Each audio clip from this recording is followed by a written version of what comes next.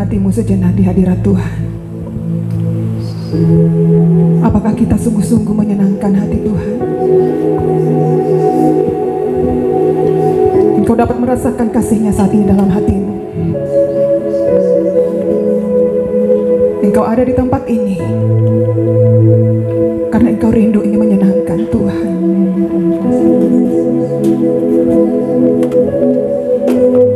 Kau melihat setiap hati kami Bapa.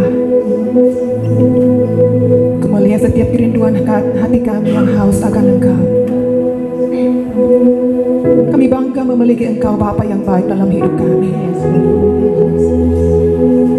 Bapa yang tidak pernah memandang setiap kelemahan kami. Kami bangga memiliki Engkau Bapa yang mengasihi kami, Bapa yang menerima kami apa adanya. Bapa hanya mau hati kami, Bapa yang hanya mau hidup kami. Tapi seringkali kami mengikuti apa kata hati kami. Seringkali kami mengikuti apa kata pikiran kami. Ampuni kami Bapa. Ampuni keterbatasan kami. Ampuni kelemahan kami. Kami rindu menyenangkan hati-Mu Bapa. Berkati kami semua yang hadir pada pagi hari ini, yang datang di rumah Tuhan. Dipercaya apa yang kami buat pada hari ini bukan hanya sebuah perintah manusia, namun yang terutama dan terutama dalam hidup kami melakukan dan taat melakukan firman Tuhan dalam kehidupan kami. Dan buktinya kami ada di tempat ini Tuhan karena kami mengasihi Engkau Bapa yang baik. Terima kasih buat kasih-Mu dalam kehidupan kami. Kami bersyukur buat pagi hari ini Tuhan. Biarlah lewat tepukan tangan kami, lewat pujian penyembahan yang keluar dari mulut kami menyenangkan hati-Mu Bapa saat ini Tuhan. Jika ada yang lemah di tempat ini, yang datang di tempat ini Tuhan kuatkan. Kami percaya ketika kami meluaskan hati kami untuk menerima taburan firman Allah, maka firman-Mu Tuhan tertabur, tertanam dan bertumbuh, yang memberikan kami kekuatan iman di hari-hari ini. Urapi hamba-Mu, urapi kami semua. Kami tundukkan hati dan pikiran kami di bawah otoritas Kristus. Jadikan kami pendengar dan pelaku-pelaku firman Allah di akhir zaman ini, sehingga kehidupan kami hidup yang berdampak bagi orang lain dan nama Tuhan dipermuliakan. Berkati kami semua dan kami siap belajar dan merenungkan firman Tuhan. Sama-sama katakan amin. Berikan tepuk tangan bagi Tuhan kita Yesus yang dahsyat. Haleluya. Silakan duduk Bapak Saudara.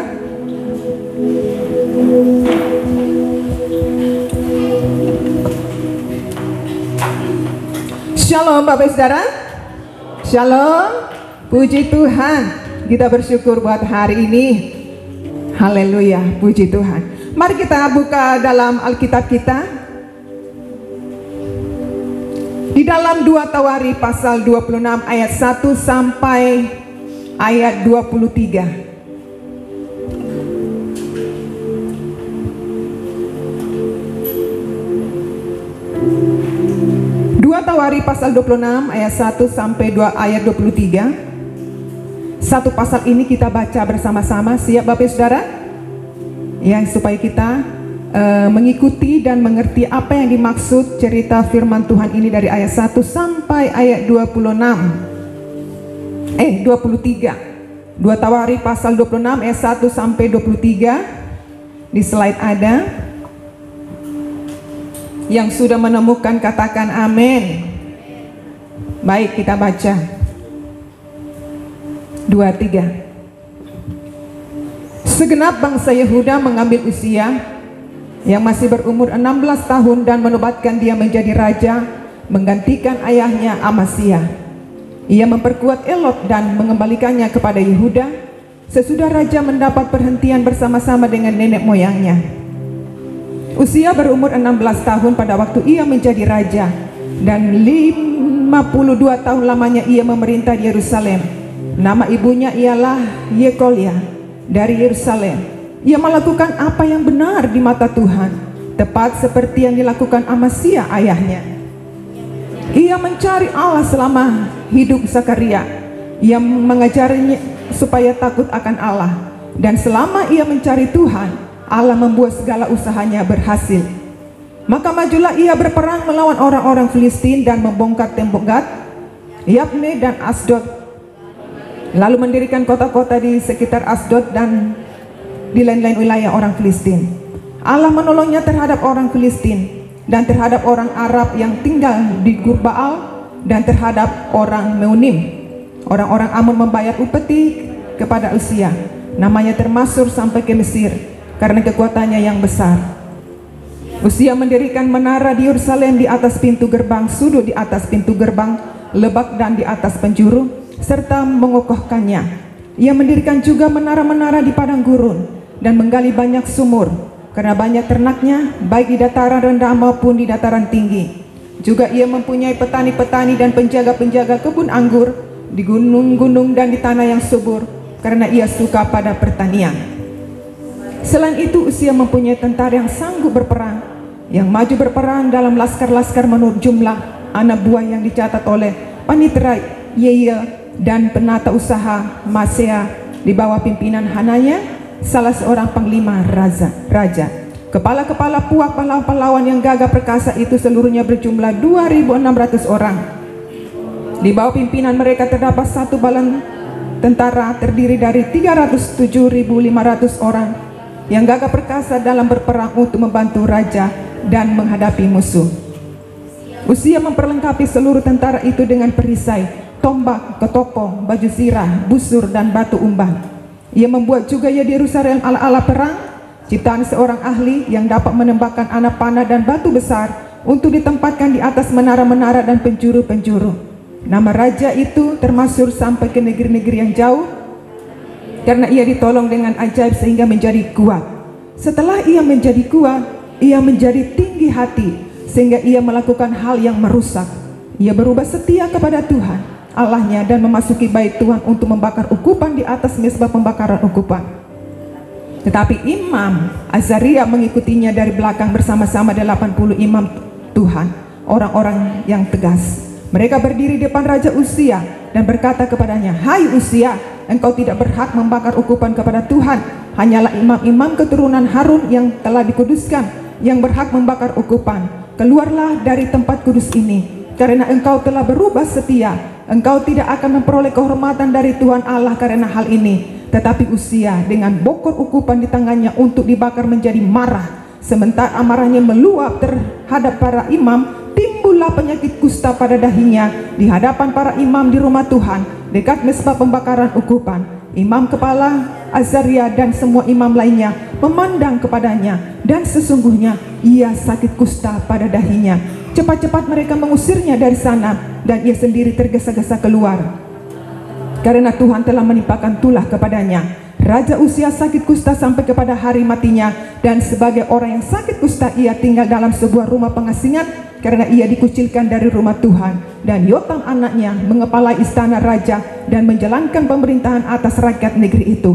Selebihnya dari riwayat Usia dari awal sampai akhir ditulis oleh Nabi Yesaya bin Amos. Kemudian Usia mendapat perhentian bersama-sama dengan nenek moyangnya, dan ia dikuburkan di samping nenek moyangnya di ladang dekat pekuburan raja-raja karena ia berpenyakit kusta, kata orang. Maka Yotam anaknya menjadi raja menggantikan dia.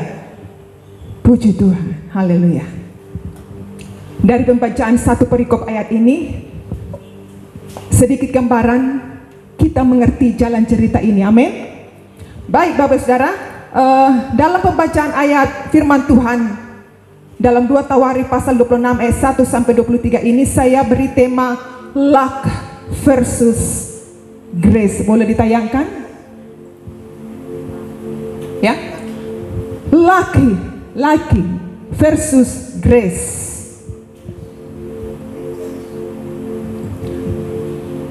Iya.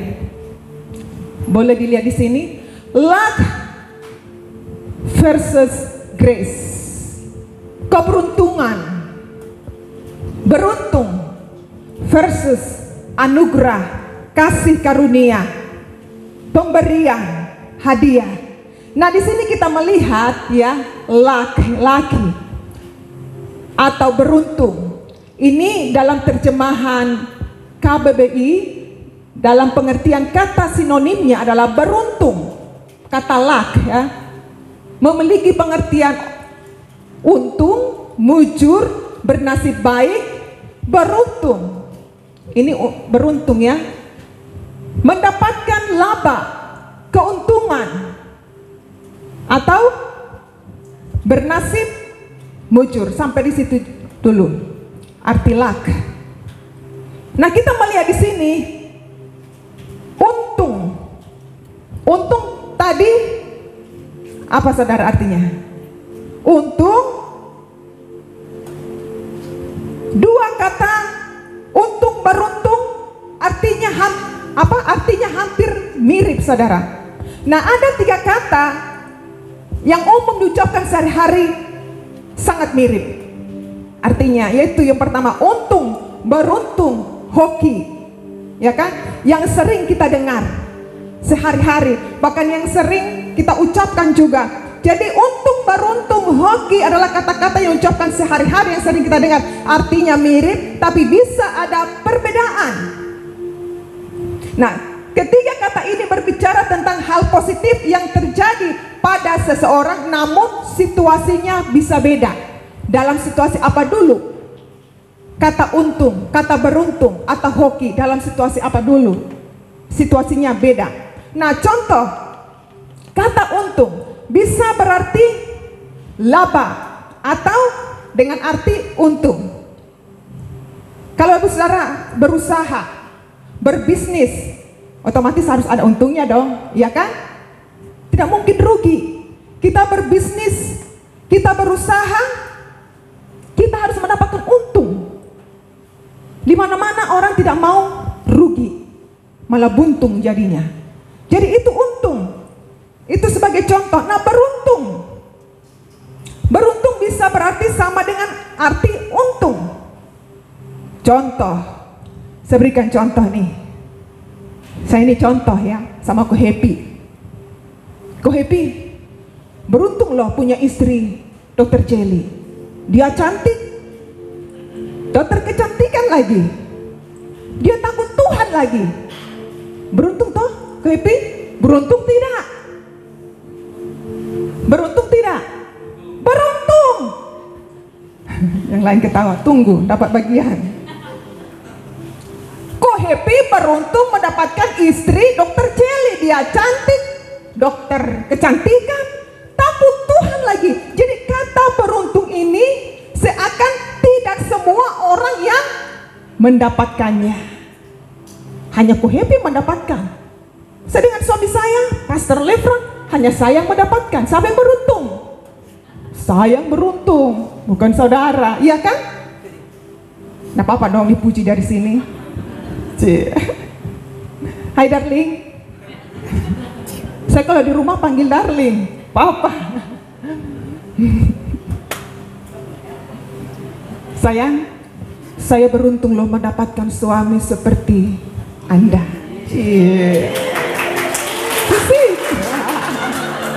Iya, hanya Hana yang beruntung bisa mendapatkannya. Penyabar, pemberi, haleluya. Tunggu bagian di rumah. Iya, jadi tidak semua orang yang mendapatkannya itu kata beruntung. Amin. Maaf, yang jomblo-jomblo yang datang di tempat ini, maaf, bukan berarti saudara belum beruntung saat ini. Amin.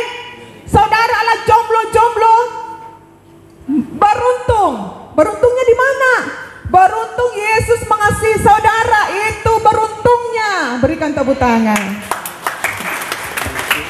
Biar jomblo-jomblo yang semangat saudara. Beruntung. Nah, Bapak Ibu Saudara di tempat ini adalah orang-orang yang beruntung. Amin. Tidak semua orang di luar sana seberuntung saudara dan saya ada di tempat ini. Iya loh. Banyak orang-orang di sana yang memiliki keterbatasan secara fisik. Mereka tidak seberuntung kita ada di tempat ini. Kembali kata Grace. Grace dengan kata grace. Grace adalah anugerah, semua tentu tahu grace. Kata grace semua orang tahu apa artinya kata grace. Anugerah, kemurahan, apalagi kasih karunia, pemberian secara cuma-cuma. Bisa diartikan grace adalah hadiah atau kado tanpa imbalan. Betul Bapak Saudara? Itu kata grace. Tapi kita melihat di sini, apa hubungannya kata beruntung dengan grace? Tadi saya jelaskan, beruntung tidak semua orang yang mendapatkannya. Kita semua adalah orang-orang beruntung yang datang di tempat ini. Namun sangat disayangkan saudara, masih ada orang yang menaruh kehidupan mereka kepada hal, mempercayai kepada hal-hal, contoh, kepada hari, kepada tanggal, kepada apa lagi? Kepada lambang-lambang binatang, ke tempat-tempat yang tertentu. Supaya apa? Supaya kehidupan mereka beruntung. Di sini kita melihat bahwa keberuntungan seseorang tidak hanya dilihat secara fisik atau lahiriah saudara. Nah, berhubungan dengan grace lagi tadi. Grace adalah kasih karunia, anugerah, pemberian cuma-cuma sebagai kado. Grace yang seharusnya tidak layak untuk menerimanya, namun grace diberikan sehingga layak menerimanya. Itulah anugerah, pemberian cuma-cuma, kado. Kita perhatikan tadi di dalam pembacaan kisah Raja Uzia. Raja Uzia, dia memerintah sebagai raja ganti ayahnya, yaitu Amazia. Uzia menjabat sebagai raja atas Yerusalem selama kurang lebih 52 tahun. Bukan waktu yang pendek Bapak Saudara. 52 tahun Raja Uzia memerintah atas bangsa Yerusalem. Padahal kalau dilihat, Raja Uzia adalah orang yang sangat beruntung pada waktu itu. Ya, Raja Uzia dinobatkan menjadi raja pada umur berapa tadi? 16 tahun. Usia pemuda 16 tahun, apa sih pengalamannya? Kalau bisa dibilang dia belum banyak berpengalaman hal berperang dan lain sebagainya. Namun kita melihat, oleh karena anugerah Allah, dia dilayakkan menjadi raja. Raja Uzia adalah orang yang sangat beruntung pada waktu itu. Tapi kita melihat kasih karunia yang diperoleh oleh Raja Uzia. Pada awalnya Uzia adalah orang yang sangat beruntung, menerima anugerah Allah dalam hidupnya. Kita perhatikan dalam ayat 4 dan 5. Apa di sana dikatakan? Ayat 4 dan 5. Uzia melakukan apa yang benar di mata Tuhan, tepat seperti yang dilakukan ayahnya Amazia. Ia mencari Tuhan sehingga Allah membuat usahanya berhasil. Bukankah pada waktu itu Raja Uzia orang yang sangat beruntung? Amin. Uzia sangatlah orang yang sangat beruntung, dan ia berhasil memenangkan perang melawan orang Filistin pada waktu itu. Nah, kisah Uzia seharusnya sudah berakhir di sana. Tetapi sayangnya saudara, ayat 16 berbunyi, apa di sana dikatakan? Setelah ia menjadi kuat, ia menjadi tinggi hati, sehingga ia melakukan hal yang merusak. Ia berubah setia kepada Tuhan Allahnya dan memasuki bait Tuhan untuk membakar ukupan di atas mezbah pembakaran ukupan. Uzia menjadi tinggi hati, sombong setelah ia memperoleh semuanya. Awal dari kesombongan adalah kejatuhan, kehancuran. Pelajaran dari kisah Uzia, raja yang hebat, dan akhir hidupnya begitu menyedihkan, saudara. Akhir hidup seseorang yang menentukan, bukan pada awalnya. Kita belajar dari kisah Raja Uzia. Pada awalnya hidupnya dialah orang yang sangat beruntung. Dia menerima grace, kasih karunia, anugerah Allah. Bukankah dia seorang yang beruntung? Ya. Tidak semua pada waktu itu bisa dinobatkan menjadi seorang raja pada usia 16 tahun. Masih remaja. Tetapi dia adalah orang yang beruntung. Ini berbicara grace, kasih karunia, anugerah Allah. Jika Allah sudah berkenan kepada seseorang, Tuhan tidak memandang usia. Siapa yang layak yang mau dia pakai? Tidak memandang latar belakang, tidak memandang batas usia kita. Jika anugerah Allah sudah ada dalam kehidupan kita, itulah yang dialami oleh Raja Uzia. Dialah orang yang beruntung. Dia menerima anugerah grace Allah dalam kehidupannya. Tetapi sangat disayangkan bahwa di ayat 21 mencatat akhir hidupnya Raja Uzia sakit kusta sampai kepada hari matinya. Dan sebagai orang sakit kusta, ia tinggal dalam sebuah rumah pengasingan karena dikucilkan dari rumah Tuhan. Dan Yotam anaknya mempelai istana raja dan menjalankan pemerintahan atas rakyat negeri itu. Saudara, akhir hidup Raja Uzia sangat menyedihkan. Semua pada awalnya dia memperoleh harta, tahta, kerajaan, dan akhir hidupnya tidak ada yang dia bawa, saudara. Bukan menyedihkan? Menyedihkan. Jadi bukan awal yang menentukan, tetapi akhir hidup seseorang yang akan menentukan. Pertanyaannya, saudara, apakah keberuntungan hanya bisa dilihat secara lahiriah atau secara materi? Apakah keberuntungan hanya bisa kita lihat secara lahiriah atau secara materi? Tidak, saudara. Keberuntungan tidak hanya diukur secara lahiriah atau secara materi. Namun jika seseorang dapat mengerti, dapat memahami, dan menerima grace dalam kehidupannya, maka dia akan mengerti apa itu arti hidup. Amin. Karena tidak semua orang dapat memahami apa itu arti grace dalam hidupnya. Jika seseorang menyadari dan mengerti dan menerima grace dalam hidupnya, dia akan mengerti tentang hidup. Dia menerima grace anugerah dari Allah. Dia akan menyadari bahwa hidupnya hanya oleh karena anugerah Tuhan. Hanya kasih karunia Tuhan. Bukan karena hebatku, bukan karena kekuatanku, namun karena grace, anugerah, kasih karunia Tuhan dalam kehidupanku. Amin. Oleh sebab itu jangan pernah merasa minder.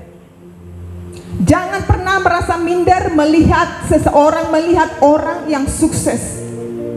Jangan pernah merasa minder jika melihat orang yang memiliki mobil, kita masih memiliki kendaraan bermotor. Jangan pernah minder. Bersyukurlah karena saudara dan saya sudah menerima grace, anugerah Allah dalam kehidupan kita. Kita adalah orang-orang yang beruntung. Jadi keberuntungan itu tidak diukur dengan secara materi. Keberuntungan itu tidak hanya bisa dilihat secara lahiriah. Namun keberuntungan itu, jika kita mengerti, memahami, dan menerima grace, anugerah Allah dalam kehidupan kita, maka kita akan mengerti tentang hidup. Jika kita sadar sampai saat ini kita hidup, itu semua karena anugerah Tuhan, maka kita akan mempergunakan hidup ini dengan sebaik-baiknya. Dalam Lukas pasal 12 ayat 32 di sana dikatakan, janganlah takut, hai kamu kawanan kecil, karena Bapamu yang telah berkenan memberikan kamu kerajaan itu. Kerajaan berbicara tentang kekekalan, kerajaan berbicara tentang sebuah keselamatan dan iman kita kepada Tuhan. Ini adalah sebuah anugerah yang terindah dari Yesus Kristus. Amin. Anugerah lewat pengorbanan Yesus di atas kayu salib. Ini berbicara tentang kerajaan, anugerah. Ketika saudara dan saya menyadari bahwa hidup ini adalah hanya anugerah Tuhan, otomatis kita tidak akan menyia-nyiakan waktu. Kita akan setia menggunakan waktu, menggunakan hidup ini, karena hidup ini adalah kesempatan. Amin. Hidup ini adalah kesempatan. Jadi kunci untuk hidup berhasil dan beruntung, yang pertama, jangan lupa memperkatakan firman Tuhan. Kita buka dalam Yosua ayat 1 pasal 8. Yosua pasal 1 ayat 8, di sana dikatakan, janganlah engkau lupa, kita baca 2-3. Janganlah engkau lupa memperkatakan kitab Taurat ini, tetapi renungkanlah itu siang dan malam, supaya engkau bertindak hati-hati sesuai dengan segala yang tertulis di dalamnya. Sebab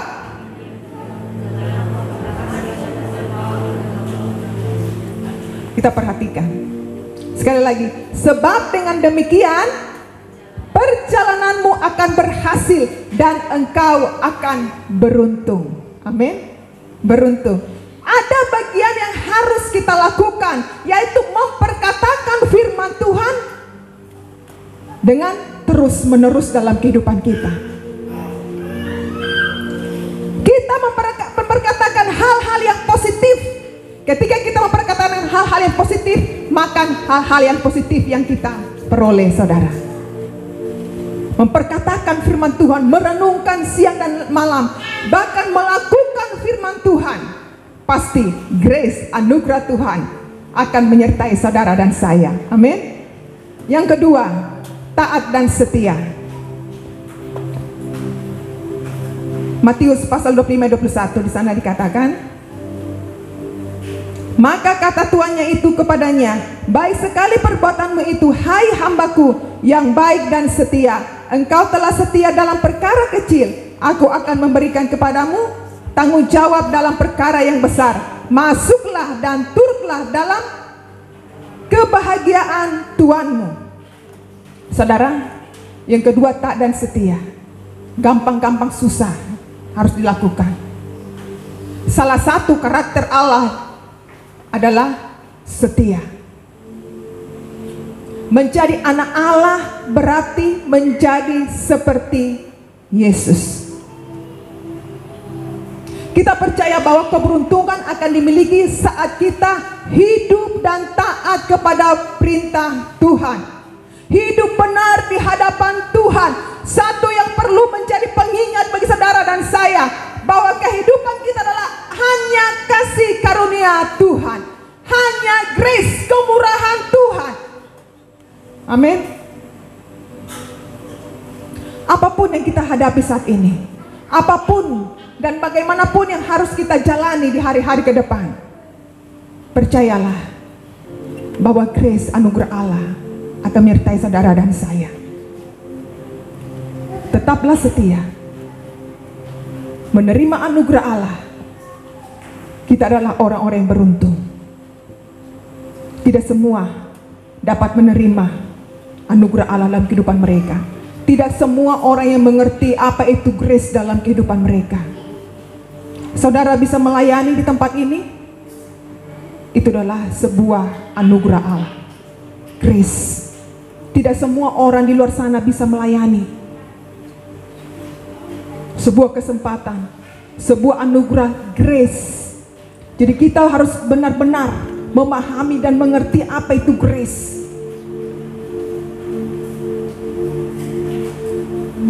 Tetaplah setia melayani, karena kita bukan melayani manusia, tetapi melayani Raja di atas segala raja. Tetaplah setia melakukan perintah Tuhan, karena saudara dan saya adalah orang-orang yang beruntung, yang sudah menerima anugerah Allah, karya keselamatan lewat pengorbanan Yesus di atas kayu salib. Kita adalah orang-orang yang beruntung. Amin. Salah satu karakter dari Tuhan Yesus, dia adalah setia. Saudara, ada sebuah cerita Skotlandia kuno, seorang pemuda miskin. Seorang pemuda ini, ketika dia menggembalakan ternaknya di sebuah punggung gunung, seorang pemuda ini berjalan ke sebuah punggung gunung. Dia berjalan, lalu dia melihat setangkai bunga yang indah. Dia melihat setangkai bunga indah ini, begitu indahnya, begitu cantiknya. Lalu pemuda ini, dia tidak bisa menahan dirinya untuk tidak memetik setangkai bunga yang indah ini. Dia melangkah mendekati bunga ini, lalu dia memetik.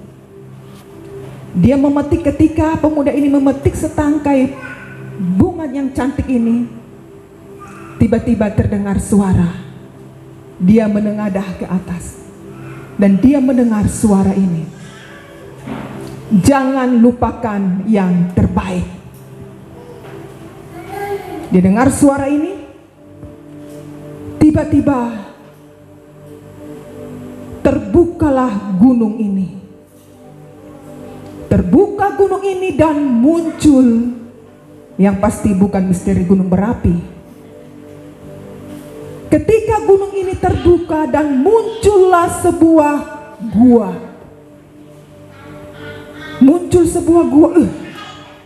Dia kaget. Lalu gua ini terbuka lagi.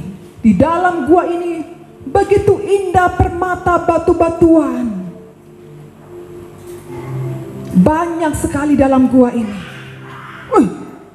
Dengan sinar kilauan, permata yang indah dalam gua ini.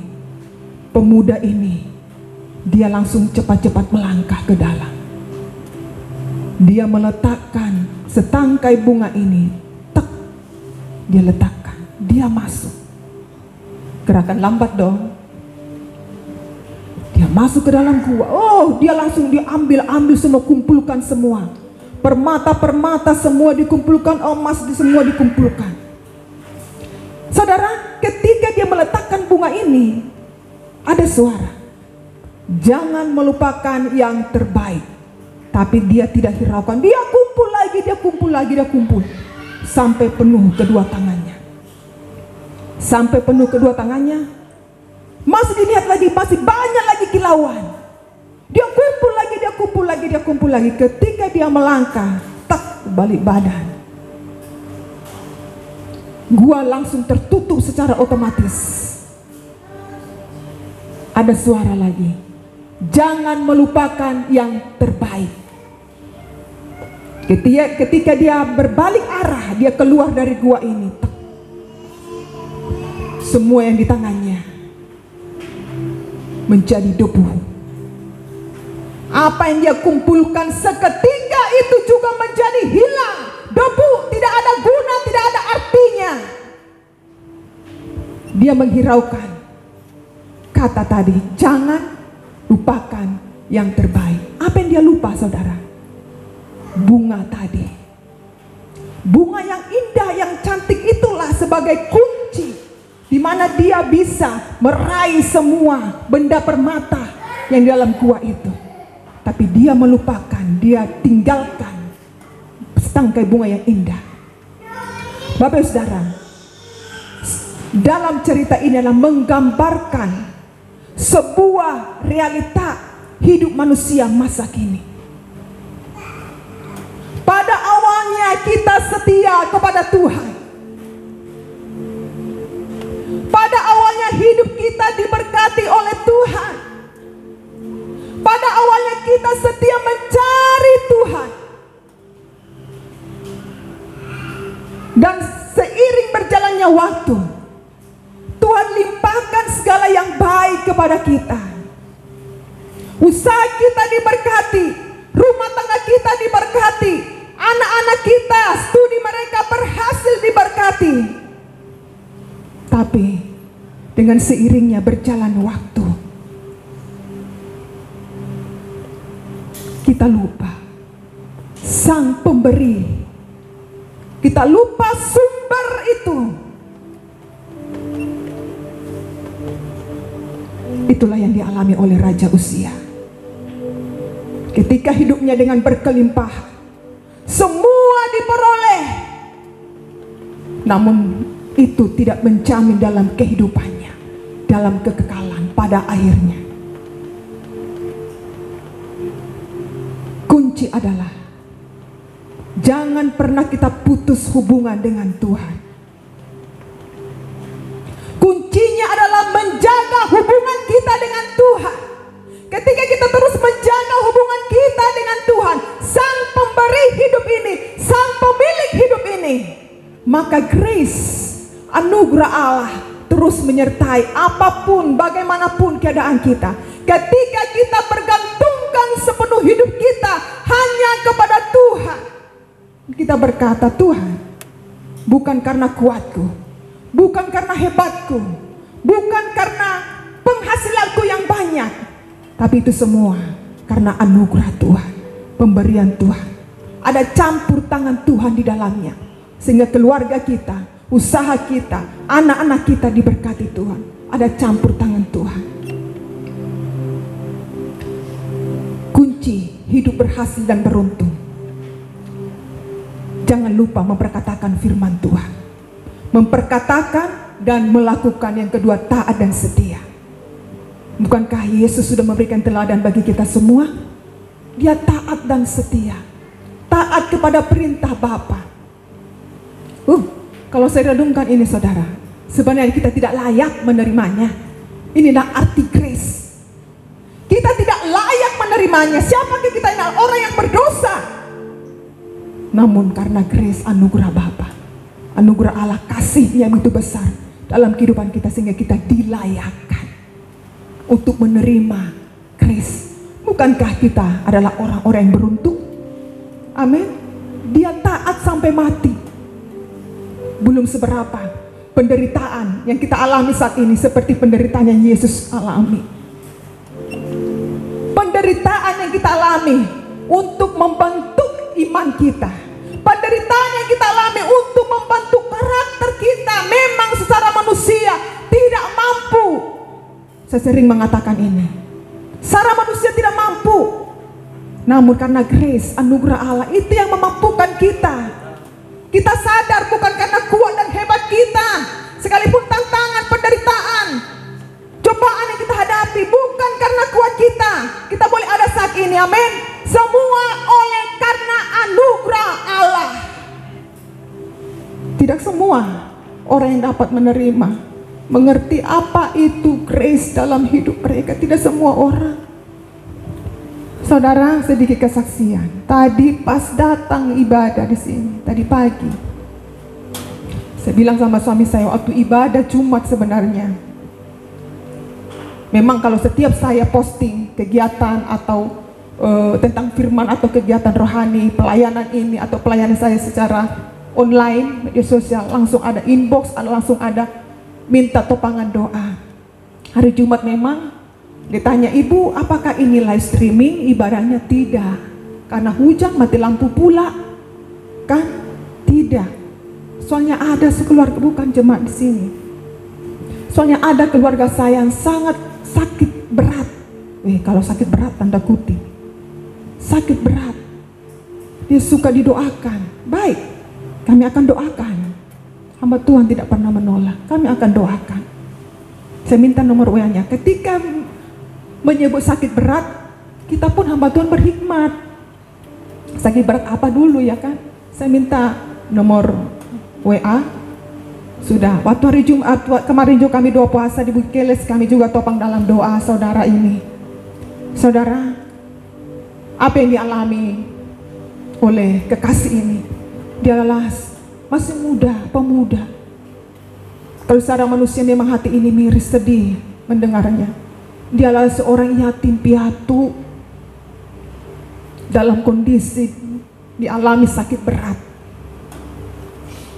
Ketika saya mendengar itu, saya menangis secara pribadi.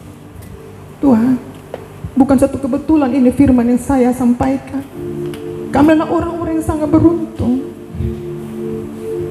bisa menikmati anugerah Allah dalam hidup ini. Ada orang yang tidak seberuntung kami, yang membutuhkan grace, yang mengerti grace dalam hidupnya. Dia tidak punya siapa-siapa, yatim piatu, masih pemuda. Saya dapat bayangkan kemana dia harus mengeluh, kemana dia harus minta diperhatikan.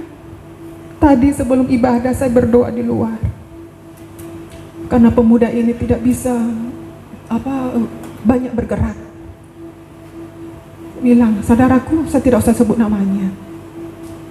Saudaraku, kami topang dalam doa ya. Saya video call. Saudara badannya kurus, maaf saya sudah kurus, tapi lebih kurus lagi. Banyak tato, ukir-ukiran badannya. Saya bilang, ketika dia melihat saya, dia menangis. Dia seorang diri di rumahnya. Siap, kami doakan. Ya, ketika saya doakan saudara, dia menangis, dia menangis. Sepertinya saya dapat merasakan apa yang dia rasakan, saudara. Dia seorang diri, dia butuh kasih bapa, dia butuh kasih orang tua, dia butuh saudara-saudara sekelilingnya. Dia anak yatim piatu. Saya bilang, saudaraku, kau tidak pernah merasa sendiri. Ada Yesus dalam hidupmu. Saat ini pun engkau seorang diri di rumah, ada Yesus saat ini bersama engkau. Dia menangis, dia menangis. Saya berdoa di luar tadi, dia menangis. Jika engkau percaya firman Tuhan katakan, dengan hati yang percaya dan mulut mengaku bahwa Yesus adalah juru selamat dalam hidupmu, dia ada dalam hatimu, dalam hidupmu saat ini. Yesus tidak pernah melihat latar belakang seseorang, seberapa besar dosa yang kita perbuat, tapi Yesus hanya mau hatimu saat ini. Yesus hanya mau hidupmu saat ini. Jika engkau bersedia membuka hati, saya Bu Pendeta, saya bersedia, saya buka hati. Dia menangis. Saya percaya ada kelegaan dalam hatinya saat ini. Saya percaya ada kekuatan yang dia terima dari Yesus Kristus. Saudara, ini semua katakan, grace, anugerah yang kita terima jangan pernah kita sia-siakan. Jika seseorang mengerti dan memahami, menerima apa itu arti grace, maka dia akan mengerti tentang hidup. Dia tidak akan menyanyiakan hidupnya dan memperlakukan hidupnya sebaik-baiknya untuk hormat kemuliaan nama Tuhan. Amin. Berikan tepuk tangan bagi Tuhan Yesus Kristus. Only by His grace. Tetaplah setia. Setia datang beribadah, setia datang berdoa, setia melayani pekerjaan Tuhan sampai Tuhan datang kali yang kedua. Seperti Tuhan Yesus, dia taat dan setia menyediakan mahkota yang kekal bagi kehidupan kita. Amin. Mari kita tundukkan kepala, kita renungkan firman Tuhan ini. Saya undang tim Present Worship untuk maju ke depan. Kita naikkan satu pujian ini. Renungkan setiap kata-kata pujian ini dalam hidupmu. Nanti WL dan singers membantu nyanyikan pujian ini.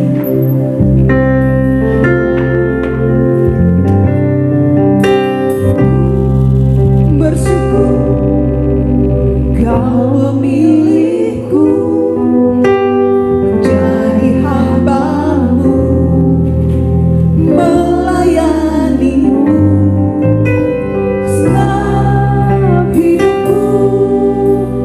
Ku serahkan untuk kemuliaan